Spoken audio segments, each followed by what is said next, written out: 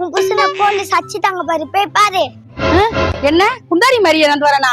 டேய், என்ன என் புருஷனை போலீஸ் அடிச்சாங்க சொல்றேன், இரு போய் பாக்குறேன். என் மேலே கை வச்சிட்டான் அவன். என் பொண்டாட்டி வரட்டும், அவன் என்ன ஆகுறான்னு பாரு. யோ, என்னய்யா உன்னை போலீஸ்காரன் அடிச்சானுமே, அதுக்கு அழுதுன்னு இருக்கிற? நீ வேலை செஞ்சு போச்சா, நீயே சந்தோஷமா தான் இருப்ப. என்ன தூக்கி போட்டு அடிச்சானுங்கன்னா உனக்கு அவ்வளவு சந்தோஷம். எங்கன்னா பதட்டமா கேக்குறியா? சோத்தை கட்டி அமிச்சா வந்து சாப்பிட்டு வேலை செய்யணும் இல்லையா?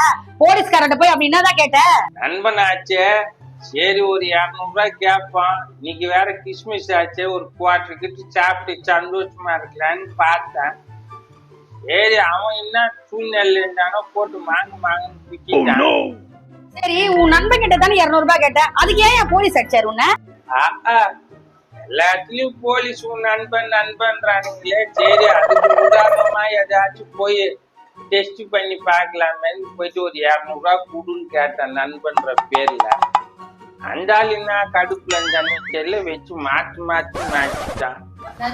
போலீஸ்காரங்கிட்ட போய் காசு கேட்டியா? வெட்டியே போடணும்.